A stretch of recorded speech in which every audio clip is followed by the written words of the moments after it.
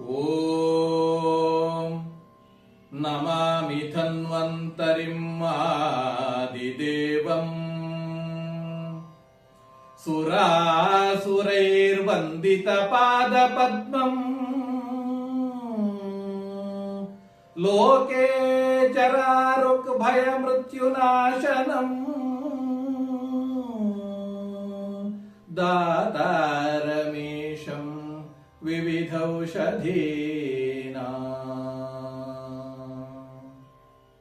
ಎಲ್ಲರಿಗೂ ನಮಸ್ಕಾರ.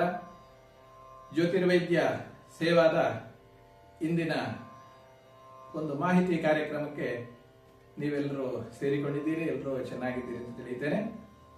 ಇಂದಿಗೆ ನಾವು ಆಯ್ದುಕೊಂಡಂತಹ ವಿಚಾರ ಜ್ವರ.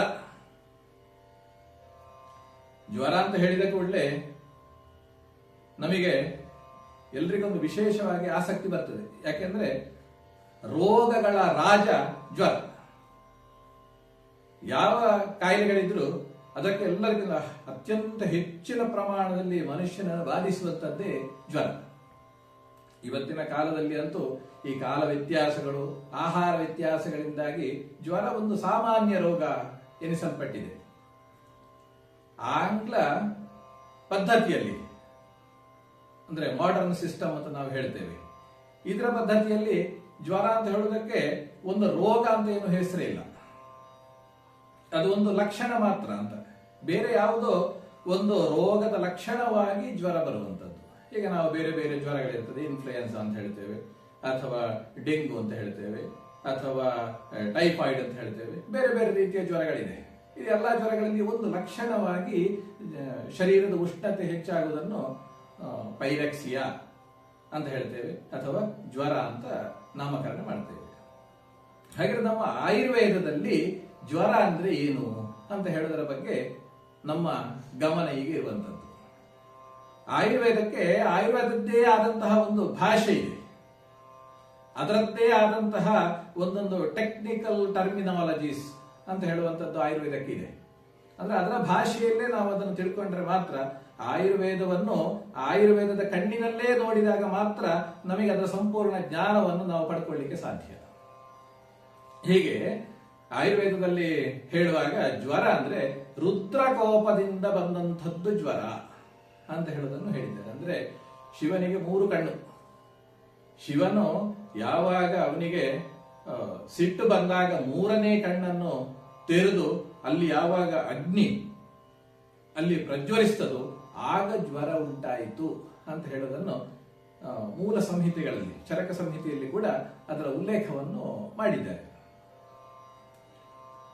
ಜ್ವರಕ್ಕೆ ರೋಗ ಅಂತ ಹೇಳುವಂತ ಹೆಸರು ಉಂಟು.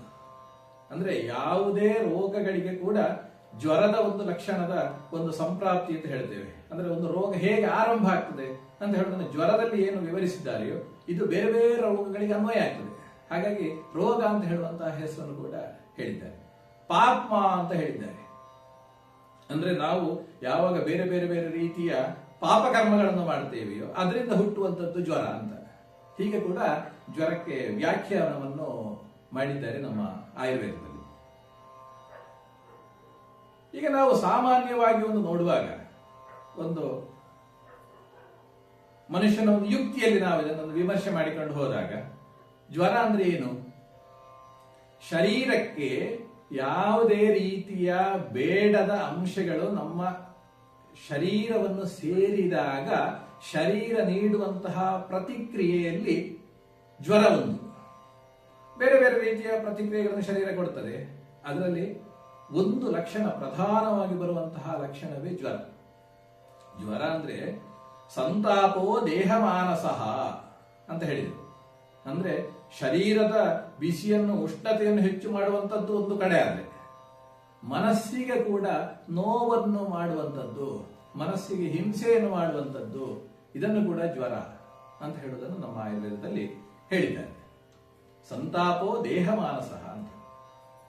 ಅದರ ಒಟ್ಟಿಗೆ ಜ್ವರದ ಲಕ್ಷಣಗಳನ್ನು ಹೇಳುವಾಗ ಅಂಗಮರ್ದ ಅಂತ ಹೇಳಿದ್ದಾರೆ, ತೃಷ್ಣ ಅಂತ ಹೇಳಿದ್ದಾರೆ, ಅರುಚಿ ಅಂತ ಹೇಳಿದ್ದಾರೆ, ಹೃದಯವ್ಯಥ ಅಂತ ಹೇಳಿದ್ದಾರೆ. ಇದೆಲ್ಲ ಜ್ವರದ ಪ್ರಭಾವದಿಂದ ಬರುವಂತದ್ದು ಅಂತ ಹೇಳಿಕೊಂಡು ಚರಕ ಸಂಹಿತೆಯಲ್ಲಿ ಉಲ್ಲೇಖಗಳು ಉಂಟು.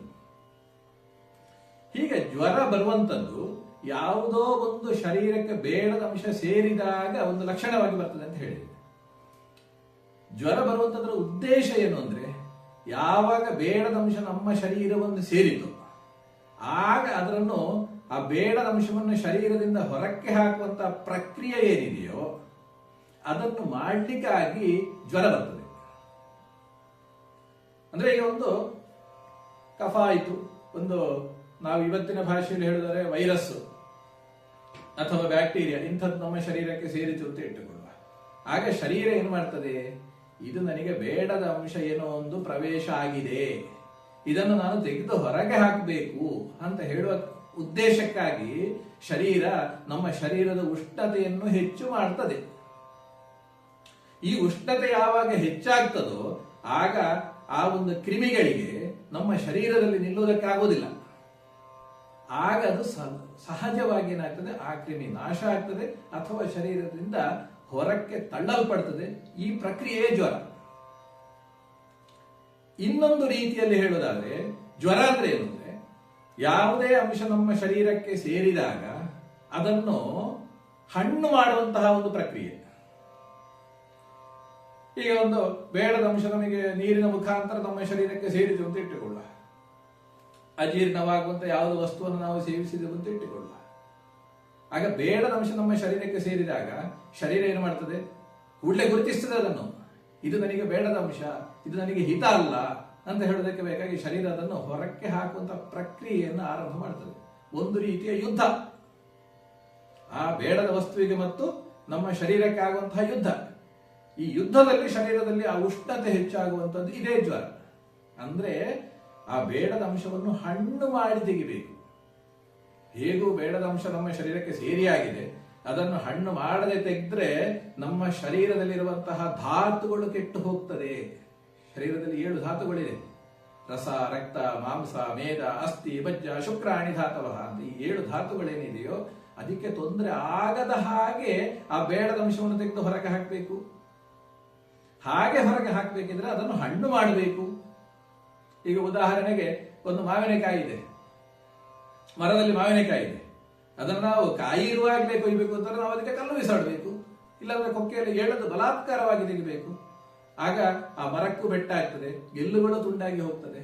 ಅದೇ ಒಂದು ಮಾವಿನಕಾಯಿ ಹಣ್ಣಾಗ್ಲಿಕ್ಕೆ ಬೇಕಾದ್ದನ್ನು ಮಾಡಿ ಹಣ್ಣಾದ ಮೇಲೆ ಅದನ್ನು ತೆಗೆಯುವುದು ಎಷ್ಟು ಸುಲಭ, ನಾವು ತೆಗಿಬೇಕು ಅಂತಲೇ ಇಲ್ಲ, ಅದಾಗಿ ಅದು ಬೀಳುತ್ತದೆ.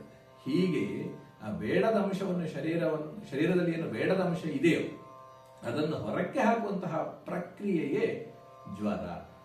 ಬೇಡದ ಅಂಶಗಳನ್ನು ಹಣ್ಣು ಮಾಡುವಂತಹ ಪ್ರಕ್ರಿಯೆಯೇ ಜ್ವರ. ಶರೀರದಲ್ಲಿರುವಂತಹ ಕಶ್ಮಲಗಳನ್ನು ತೆಗೆದು ಹಾಕಲಿಕ್ಕೆ ಶರೀರ ಮಾಡುವಂತಹ ಒಂದು ಪ್ರಕ್ರಿಯೆಯೇ ಜ್ವರ. ನೋಡಿ ಎಷ್ಟು ಚೆನ್ನಾಗಿ ವಿವರಿಸಿದ್ದಾರೆ ನಮ್ಮ ಶಾಸ್ತ್ರದಲ್ಲಿ. ಇವತ್ತಿನ ಒಂದು ಪದ್ಧತಿಯಲ್ಲಿ, ಇಂದಿನ ಆಧುನಿಕ ವಿಜ್ಞಾನದಲ್ಲಿ ಈ ರೀತಿಯ ಕಾನ್ಸೆಪ್ಟ್ಗಳು ಭವಿಷ್ಯ ಇಲ್ಲ. ಅಲ್ಲಿ ಏನು ಅಂದ್ರೆ, ವೈರಸ್ ಅಥವಾ ಬ್ಯಾಕ್ಟೀರಿಯಾ ಏನು ನಮ್ಮ ಶರೀರಕ್ಕೆ ಪ್ರವೇಶ ಆಗ್ತದೆಯೋ ಆಗ ಅದರಿಂದಾಗಿ ಶರೀರದಲ್ಲಿ ಅದಕ್ಕೆ ಆಂಟಿ ಆಗಿರುವಂತಹ ಅಂಶಗಳು ಉತ್ಪತ್ತಿ ಆಗ್ತದೆ, ಅದರಿಂದಾಗಿ ಜ್ವರ ಬರ್ತದೆ ಅಂತ. ಆಗ ಅದನ್ನು ಏನು ಮಾಡಬೇಕು ಅಂದ್ರೆ, ಆ ವೈರಸ್ ಅನ್ನು ನಾಶ ಮಾಡಬೇಕು ಅಥವಾ ಬ್ಯಾಕ್ಟೀರಿಯಾವನ್ನು ನಾಶ ಮಾಡಬೇಕು. ಅದಕ್ಕಾಗಿ ಅದಕ್ಕೆ ಆಗುವಂತಹ ಔಷಧಿಗಳನ್ನು ಕೊಡ್ತಾ ಹೋಗ್ತಾರೆ. ಜ್ವರವನ್ನು ತಗ್ಗಿಸಲಿಕ್ಕೆ ಬೇಕಾಗಿ ಜ್ವರ ಹರವಾದಂತಹ ಔಷಧಿಗಳನ್ನು ಕೊಡ್ತಾರೆ. ನಮ್ಮ ಆಯುರ್ವೇದ ಸಿದ್ಧಾಂತ ಪ್ರಕಾರ ಇದು ಅಷ್ಟೊಂದು ಔಚಿತ್ಯಪೂರ್ಣ ಅಲ್ಲ. ನಾನು ಯಾವುದೇ ಶಾಸ್ತ್ರದ ವಿರೋಧಿ ಅಲ್ಲ.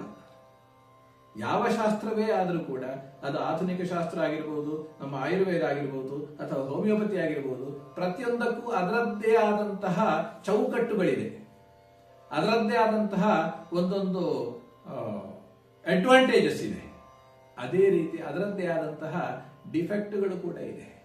ಇದೆಲ್ಲವನ್ನು ನಾವು ಸರಿಯಾಗಿ ಒಪ್ಪಿಕೊಳ್ಳಲೇಬೇಕು. ಒಟ್ಟು ಸಮಾಜಕ್ಕೆ ಆರೋಗ್ಯವನ್ನು ಕೊಡಬೇಕಿದ್ರೆ ಯಾವ ಸಂದರ್ಭದಲ್ಲಿ ಯಾವ ಶಾಸ್ತ್ರದಿಂದ ಯಾವ ರೀತಿಯ ಚಿಕಿತ್ಸೆಗಳನ್ನು ಕೊಡಲ್ಪಟ್ಟರೆ ಆ ಒಂದು ವ್ಯಕ್ತಿಯ ಆರೋಗ್ಯಕ್ಕೆ ಅಥವಾ ಸಮಾಜದ ಆರೋಗ್ಯಕ್ಕೆ ಒಳ್ಳೆಯದು, ಅಂತಹ ಚಿಕಿತ್ಸೆಯನ್ನು ಅಳವಡಿಸಿಕೊಳ್ಬೇಕು. ಇದು ಬಹಳ ಮುಖ್ಯವಾದ ಅಂಶ ಅಂತ ನಾನು ಹೇಳ್ತೇನೆ.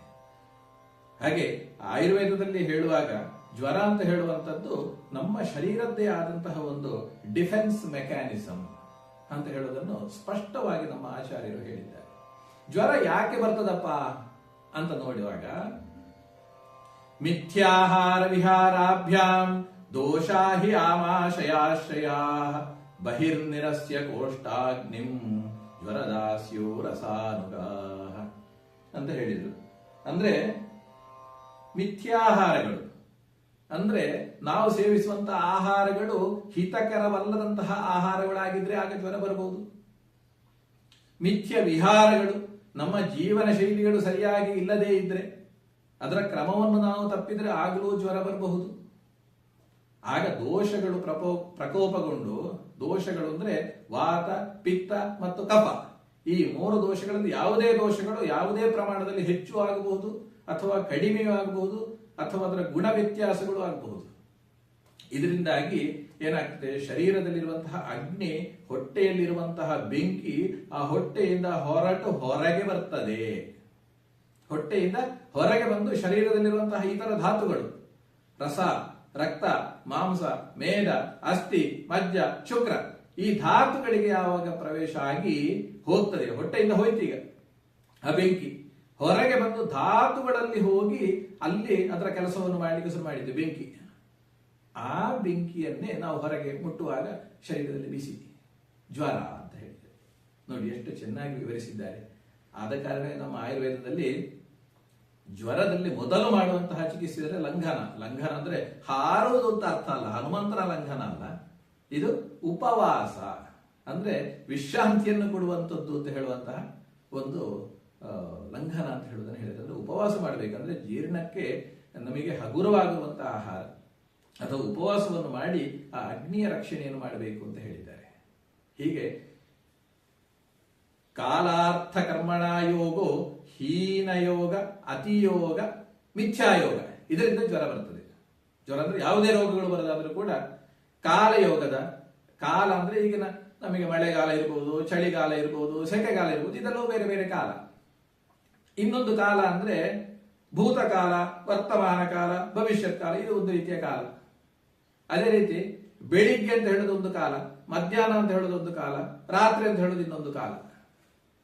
ಅದೇ ರೀತಿ ಒಬ್ಬ ವ್ಯಕ್ತಿಯ ಸಣ್ಣ ಬಾಲ್ಯದ ವಯಸ್ಸು ಅಂತ ಹೇಳೋದು ಒಂದು ಕಾಲ, ಅವನ ಮಧ್ಯ ವಯಸ್ಸು, ಯೌವನದ ವಯಸ್ಸು ಅಂತ ಹೇಳೋದು ಒಂದು ಕಾಲ, ಅದೇ ರೀತಿ ವೃದ್ಧಾಪ್ಯ ಅಂತ ಹೇಳೋದು ಇನ್ನೊಂದು ಕಾಲ.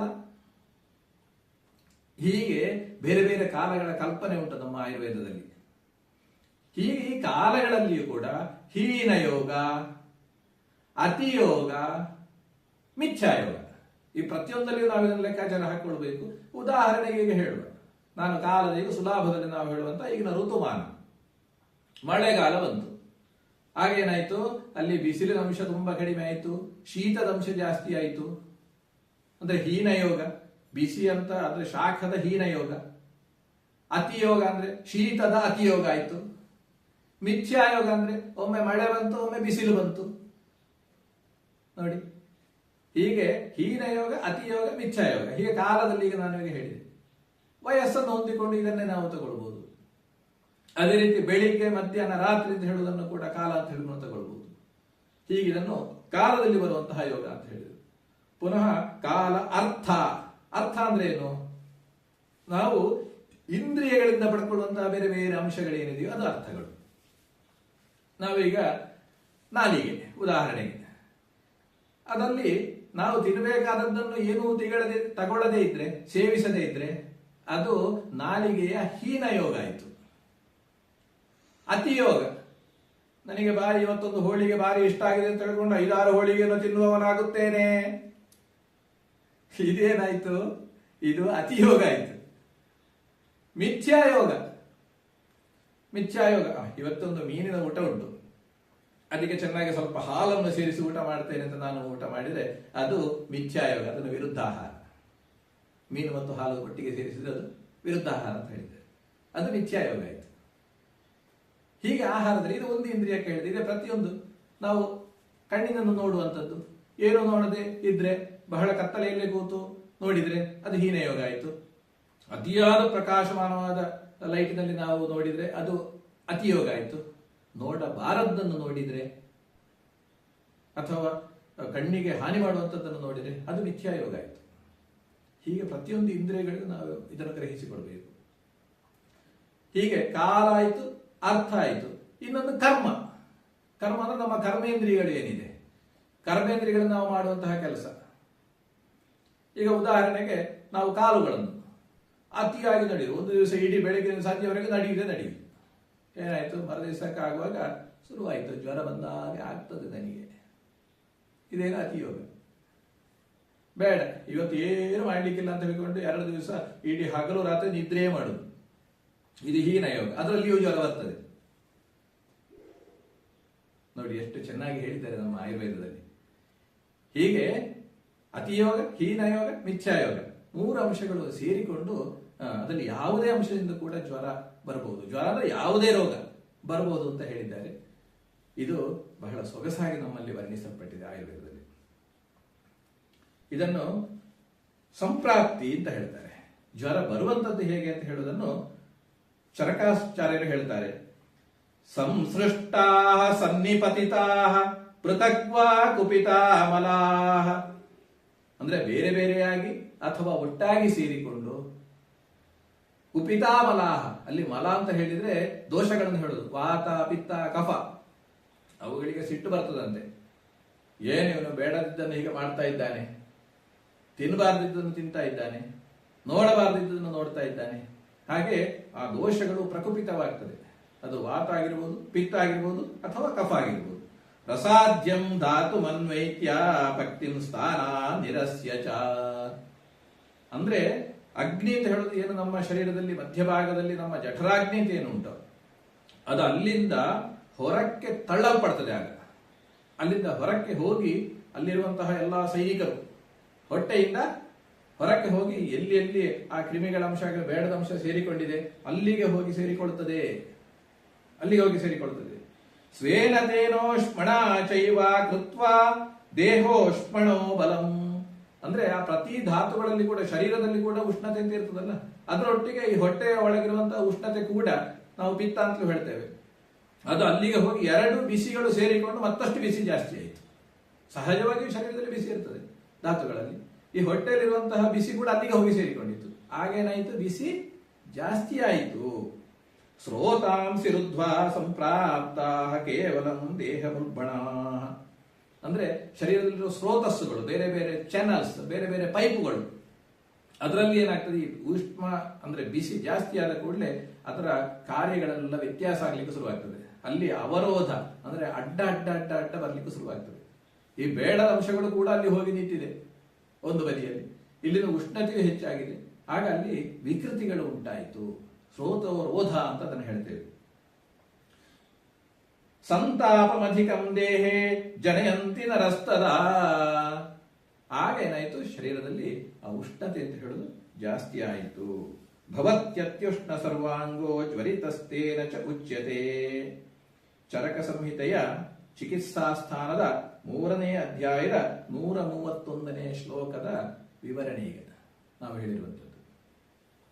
ಅಂದ್ರೆ ಜ್ವರ ಹೀಗೆ ಉತ್ಪತ್ತಿ ಆಗ್ತದೆ ಅಂತ ಹೇಳೋದನ್ನು ನಾವು ಯಾಕೆ ತಿಳ್ಕೊಳ್ಬೇಕು ಅಂದ್ರೆ, ಮುಂದೆ ಚಿಕಿತ್ಸೆ ಮಾಡುವಾಗ ಹೇಗೆ ಮಾಡಬೇಕು ಅಂತ ಗೊತ್ತಾಗಬೇಕಿದ್ರೆ ಇದು ಹೇಗೆ ಬರ್ತಾ ಇದೆ ಅಂತ ಹೇಳೋದು ನಮಗೆ ಅರ್ಥ ಆಗಬೇಕು. ಅದಕ್ಕೆ ಬೇಕಾಗಿ ಈ ಸಂಪ್ರಾಪ್ತಿಯನ್ನು ನಾವು ತಿಳ್ಕೊಳ್ಬೇಕು. ಜ್ವರ ಬರುವಂತಹ ವಿಷಯ ಹೀಗೆ. ಇದೆಲ್ಲ ಏನು ಅಂದ್ರೆ ವಿಷರೋಗಗಳು ಅಂತ. ಇನ್ನೂ ಕೆಲವು ರೋಗಗಳಿದೆ. ಅದೇನು ಅಂದ್ರೆ ಆಗಂತು ರೋಗಗಳು. ಉದಾಹರಣೆಗೆ ಈಗ ಹೊರಗಿನಿಂದ ಏನಾದರೂ ಒಂದು ನಮಗೆ ಒಂದು ಆಕ್ಸಿಡೆಂಟ್ ಆಯಿತು, ಒಂದು ಪೆಟ್ಟಾಯಿತು. ಪೆಟ್ಟಾದಾಗಲೂ ನಮಗೆ ಸ್ವಲ್ಪ ಹೊತ್ತಾಗುವಾಗ ಜ್ವರ ಬರ್ತದೆ. ಇದು ಯಾವ ಜ್ವರ? ಅಲ್ಲಿ ಯಾವುದೇ ಕ್ರಿಮಿ ನಮ್ಮ ಶರೀರಕ್ಕೆ ಸೇರಿರುವುದಿಲ್ಲ. ನಾವು ಊಟದಲ್ಲಿ ಏನು ಬೇಡದ ಅಂಶವನ್ನೇನು ಸೇವಿಸುವುದಿರುವುದಿಲ್ಲ. ಸೇವಿಸದಿದ್ದರೂ ಜ್ವರ ಬರ್ತದೆ. ಅದು ಅಭಿಘಾತದ ಜ್ವರ, ಆಗಂತು ಜ್ವರ ಅಂತ ಹೇಳ್ತಾರೆ. ಅಭಿಷಂಗ ಜ್ವರ ಅಂತ ಇದೆ. ನಮ್ಮಲ್ಲಿರುವಂತಹ ಅರಿಷಡ್ವೈರಿಗಳು, ಕಾಮ, ಕ್ರೋಧ, ಲೋಭ, ಮೋಹ, ಮದ, ಮತ್ಸರ ಇತ್ಯಾದಿಗಳೆಲ್ಲ ಕೂಡ ಜ್ವರ ಬರ್ತದೆ.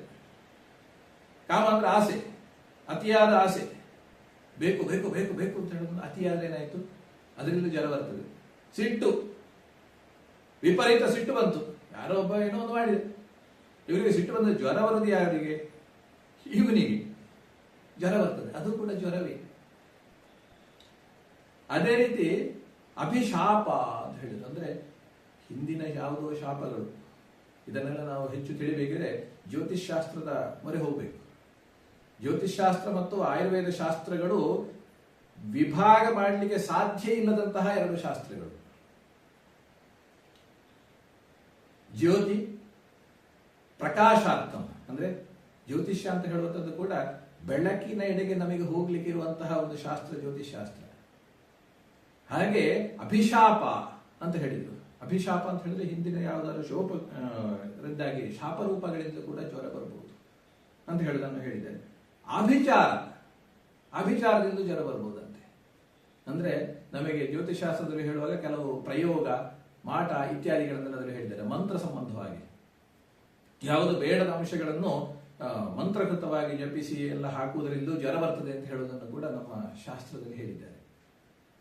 ಅದು ಹಾಗೆ ಇನ್ನೊಬ್ಬರು ಮಾಡ್ತಾರೋ ಅಥವಾ ಆಗ್ತದೋ ಅಂತ ಹೇಳುವುದಕ್ಕಿಂತ ಹೆಚ್ಚು ಈ ಜ್ವರ ಉಂಟಾದ ವ್ಯಕ್ತಿಗೆ ಅಂತಹ ಶರೀರ ಮತ್ತು ಮಾನಸಿಕವಾದಂತಹ ಒಂದು ತುರಿಯತೆ ಬಂದಾಗ ಜ್ವರ ಬರುವುದಂತೂ ಸತ್ಯವೇ. ಒಂದು ಹಗ್ಗವನ್ನು ನೋಡಿದಾಗ ನಮಗೆ ಹಾವನ್ನು ತಿಳ್ಕೊಂಡ್ರೆ ಹೇಗೆ ನಮಗೆ ಎದೆ ಬಡಿತ ಜಾಸ್ತಿ ಆಗ್ತದೆ, ಹಾಗೆ ಇನ್ನೊಬ್ರು ಯಾರೋ ನನಗೇನೋ ಮಾಡಿದ್ರು ಅಂತ ಹೇಳುವಂಥದ್ದು ಭಯ ಹೆಚ್ಚು ಆವರಿಸಿದಾಗ ಇವನಿಗೆ ಜ್ವರ ಬರುವುದು ಸಹಜ. ಆಗ ಅದನ್ನು ಪರಿಹಾರ ಮಾಡಲೇಬೇಕು. ಹೀಗೆ ಆಗಂತು ಜ್ವರಗಳು ಅಂತಲೂ ಕೂಡ ನಮ್ಮ ಆಯುರ್ವೇದದಲ್ಲಿ ಇಂತಹ ಜ್ವರದ ವಿಭಾಗಗಳನ್ನು ಹೇಳಿದ್ದಾರೆ. ಜ್ವರವನ್ನು ಬೇರೆ ಬೇರೆ ರೀತಿಯಲ್ಲಿ ವಿಭಾಗ ಮಾಡಿದ್ದಾರೆ. ಒಂದು ನಿಜ ರೋಗ, ಇನ್ನೊಂದು ಆಗಂತು ರೋಗ. ಅದೇ ರೀತಿ ಸಾಧ್ಯ ರೋಗ ಮತ್ತೆ ಅಸಾಧ್ಯ ರೋಗ. ಕೆಲವು ಜ್ವರಗಳನ್ನು ಸುಲಭದಲ್ಲಿ ಕಡಿಮೆ ಮಾಡಿಕೊಳ್ಳಿಕ್ಕಾಗ್ತದೆ, ಇನ್ನು ಕೆಲವನ್ನು ಅಸಾಧ್ಯ ಅಂತಲೂ ಹೇಳಿದ್ದಾರೆ ನಮ್ಮ ಆಯುರ್ವೇದದಲ್ಲಿ. ಅಸಾಧ್ಯ ರೋಗಗಳನ್ನು ನಾವು ಚಿಕಿತ್ಸೆ ಮಾಡಲಿಕ್ಕಿಲ್ಲ. ಯಾರಾದ್ರೂ ಚಿಕಿತ್ಸೆ ಮಾಡುವವರಿದ್ರೆ ಅಂಥವರಲ್ಲಿಗೆ ನಾವು ಕಳಿಸುವುದು, ಅದು ಸರಿಯಾದ ಕ್ರಮ. ಹಾಗೆ ಒಬ್ಬ ವೈದ್ಯನಾದವನಿಗೆ ತುಂಬಾ ಜವಾಬ್ದಾರಿಗಳಿರ್ತದೆ.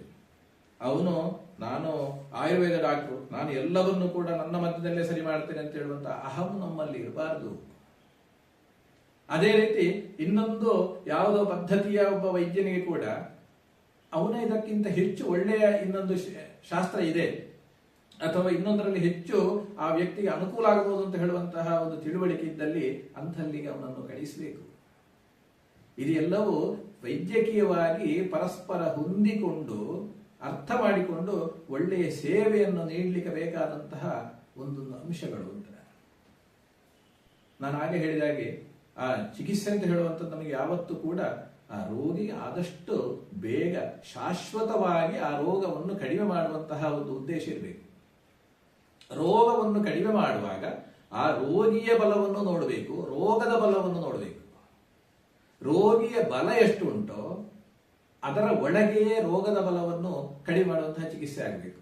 ಹಾಗಾಗಿ ನಮ್ಮ ಶಾಸ್ತ್ರಗಳಲ್ಲಿ ಆಯುರ್ವೇದದಲ್ಲಿ ಹೇಳುವಾಗ ನಾವು ರೋಗಕ್ಕೆ ಮದ್ದು ಕೊಡುವುದಲ್ಲ, ನಾವು ರೋಗಿಗೆ ಮದ್ದು ಕೊಡುವುದು. ರೋಗಕ್ಕೆ ಅಂತ ಹೇಳಿದ್ರೆ ಜ್ವರ ಬಂತು ಅಂತ ಹೇಳಿಕೊಂಡು ಆ ಜ್ವರಕ್ಕೆ ಮಾತ್ರ ನಾವು ಮದ್ದು ಕೊಡುವುದಲ್ಲ. ಜ್ವರ ಯಾರಿಗೆ ಬಂದಿದೆಯೋ ಅವರ ಶರೀರದಲ್ಲಿ ಏನಿದೆ ಅಂತ ಹೇಳೋದನ್ನು ತಿಳ್ಕೊಂಡು ಜ್ವರಕ್ಕೆ ನಾವು ಮದ್ದು ಕೊಡ್ತೇವೆ. ಆದ ಕಾರಣ ನಮ್ಮಲ್ಲಿ ಯಾವ ಔಷಧಿಗಳು ಕೂಡ ಒಬ್ಬ ವ್ಯಕ್ತಿಗೆ ಜ್ವರಕ್ಕೆ ಇಂಥದ್ದೇ ಫಿಕ್ಸೆಡ್ ಮದ್ದು ಅಂತ ಹೇಳೋದನ್ನು ಎಲ್ರಿಗೂ ಒಂದೇ ಅಂತ ನಮಗೆ ನಿರ್ಣಯ ಮಾಡಲಿಕ್ಕೆ ಸಾಧ್ಯವೇ ಇಲ್ಲ ನಮ್ಮ ಆಯುರ್ವೇದ ಶಾಸ್ತ್ರದಲ್ಲಿ.